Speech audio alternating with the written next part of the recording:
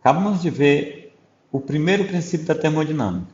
Nesses exercícios agora, nós iremos explorar esse princípio, além, claro, de relembrar alguns outros conceitos que nós já estudamos anteriormente.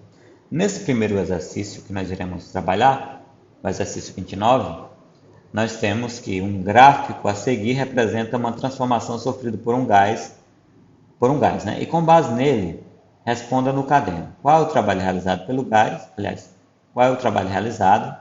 Esse trabalho foi realizado pelo gás ou sobre o gás. E sabendo que a quantidade de energia transferida à substância na forma de calor foi 1000 calorias, qual foi sua variação de energia interna? E aí a gente vai converter essas 1000 calorias para joule. Então nós temos aqui esse gráfico, pressão em função do volume. Nós sabemos que essa transformação é uma transformação isobárica, que a pressão se mantém constante. Nós sabemos que o volume inicial é 0,8 e o volume final é 0,2. Olha só o sentido da seta, isso aqui é importante. Essa transformação começa nesse estado e termina nesse. Muito bem.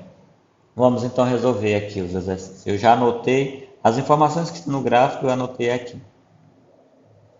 No item A, nós queremos calcular o trabalho realizado. O trabalho realizado eu posso calcular através dessa expressão. Já deixei aqui a expressão e aí é só substituir os valores. Eu tenho a pressão, tenho a variação do volume, faço as multiplicações e encontro. Eu determinei que esse trabalho é negativo. Se o trabalho é negativo, já sei como resolver o item D. O item D eu sei que o trabalho foi realizado sobre o gás.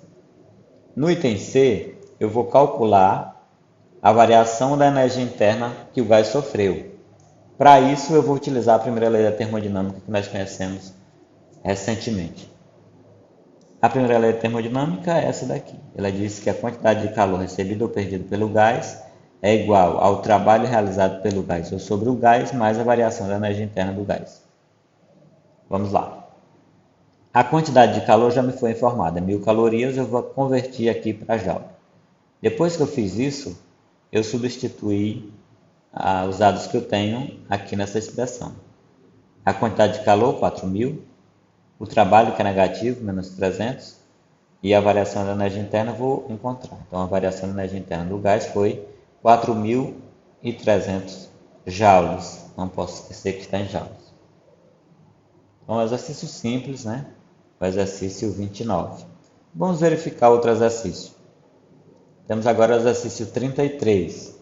Em uma transformação, um gás recebe do meio em que está uma quantidade de calor de 1.100 joules e utiliza 500 joules para realizar trabalho. O gás realizou trabalho, então já sei que isso aqui é positivo. Qual a variação da energia interna do gás? Vamos lá. Quantidade de calor, 1.100 joules. Trabalho realizado, 500 joules. Variação da energia interna, vamos descobrir. Substituindo na expressão que nós temos, ΔQ 1.100, trabalho 500, ΔU 1.100 menos 500, 600 joules. Esqueci aqui, mas já coloquei a unidade, nós não podemos esquecer a unidade. Então, mais uma questão simples de aplicação da primeira lei da termodinâmica. Vamos ver uma terceira questão. Nessa terceira questão, nós temos assim. Uma máquina térmica opera usando um gás ideal monoatômico, de acordo com o ciclo representado na figura a seguir. Vamos estudar esse ciclo aqui, para que a questão fique bem compreendida. Partindo do estado A, nós nunca chamamos ponto quando é gás, nós chamamos de estado. Partindo do estado A, o gás sofre uma transformação isobárica, vai de A até B sem variar a pressão. Depois ele sofre uma transformação isocórica, vai de B até C sem variar o volume. Depois uma outra transformação isobárica, de C até D sem variar a pressão. E finalmente mais uma transformação isocórica, de D até A sem variar o volume. Esse é o ciclo completo que eu tenho aqui realizado pelo meu gás. Aí nós temos assim, sabendo que a temperatura de operação da máquina no ponto B é 500 K, 500 Kelvin, identifica a alternativa correta. No item A, nós precisaremos saber calcular o trabalho realizado pela máquina térmica em um ciclo, para saber se esse item está correto. Então, eu fiz aqui o cálculo desse trabalho. A maneira mais rápida de calcular esse trabalho é calculando essa área. A área dessa figura, né, que representa o ciclo que o gás sofreu, ciclo de etapas pelos quais o gás passou. Calculando essa área, ela é equivalente ao trabalho. Para calcular essa área, eu preciso de saber simplesmente a base e a altura. A base é esse comprimento, de 3 até 5, ou seja, 2. A altura é esse comprimento, de 2 até 4, ou seja, também é 2. Então, basta multiplicar 2 por 2 e eu encontrei aqui o valor. Lembrando que a pressão é 4 e é 2, mas é multiplicado por 10 à quinta. Então, eu coloquei aqui na expressão. Fiz a multiplicação e encontrei aqui. Detalhe importante nessa questão. Vamos prestar atenção nisso daqui. Nessa questão, eu encontrei que o trabalho é positivo. Eu percebi isso muito facilmente, porque você tem realização nessas quatro etapas, de A para B, de B para C, de C para D, de D para A. Eu tenho 2 etapas em que há realização de trabalho e 2 outras em que não há realização de trabalho. Não há realização de trabalho de B para C e nem de D para A. Por quê? Porque não há variação de volume. E para calcular o trabalho, eu preciso fazer P delta V. Preciso de variação de volume. Não tem variação de volume, não tem realização de trabalho. Mesmo que eu não utilize essa expressão, mesmo que eu utilize outra. Muito bem. Então, nessas 2 etapas não tem realização de trabalho. Nessa primeira etapa, a realização do trabalho é positivo, porque estou indo de um menor para um maior volume. Então, o gás está se expandindo, o trabalho realizado pelo gás. E esse trabalho da primeira etapa, eu posso calcular ele, essa área toda. Já na segunda etapa, aliás, nessa outra etapa em que há realização de trabalho, de C para D, o trabalho realizado é esse. Portanto, eu tenho um trabalho maior que é positivo, que é esse trabalho aqui, e um trabalho menor que é negativo. Quando eu fizer a diferença entre eles, eu somar todos os trabalhos, vou encontrar um trabalho positivo. Por isso eu já sabia de antemão que esse trabalho aqui ia dar positivo. Muito bem, gente. E esse é o item correto. Eu vou só falar aqui porque que os outros 2 itens não são corretos.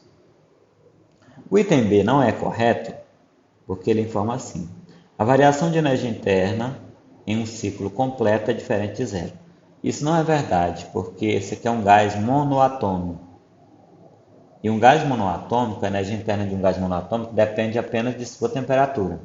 Ora, se é um ciclo completo, ele sai de um estado e volta para o mesmo estado. Então, a temperatura inicial e a temperatura final são iguais. Se ele partiu e voltou para a mesma temperatura, não vai ter variação de energia interna, porque não vai ter variação de temperatura. Portanto, o item D está equivocado. No item C diz assim: a menor temperatura atingida durante o ciclo de operação da máquina é 100 K. Para nós encontrarmos isso, eu preciso passar aqui uma informação para vocês. Esse daqui é um diagrama pressão em função do volume. Para eu identificar a temperatura, eu precisaria fazer as isotermas aqui, umas curvas que representam a temperatura. Não foi explorado isso ainda no nosso conteúdo, mas elas são assim. Isso aqui representa valores de temperatura. Todos os valores de temperatura que estão aqui, aliás, se eu fizer aqui uma isoterma passando por esse ponto, todos os pontos sob essa curva têm a mesma temperatura que o ponto D.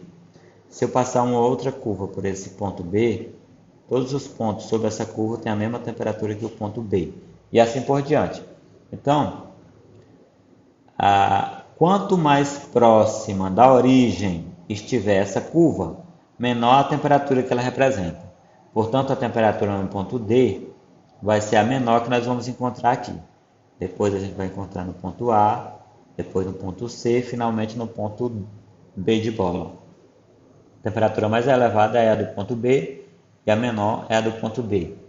Então eu teria de encontrar a temperatura no ponto D. E eu posso encontrar, porque eu sei que para esse gás, um gás ideal, vale a relação que nós já vimos quando nós estudamos as transformações gasosas. PV sobre T é constante, ou seja, a pressão de B vezes o volume de B vezes a temperatura de B é igual, por exemplo, a pressão em D vezes o volume em D vezes a temperatura em D. Como eu sei valores de pressão, volume e temperatura em B, sei tudo isso, e eu sei pressão e volume em D, eu posso encontrar a temperatura de D. Se você fizer isso, você vai ver que é diferente de cima. Eu deixo para vocês fazerem. Essa outra questão, obviamente, não é correta, porque a gente já viu o valor correto. Então, essa também não é correta. Então, aqui deu para vocês verem que é um aquecimentozinho para vocês resolverem as outras questões lá do capítulo.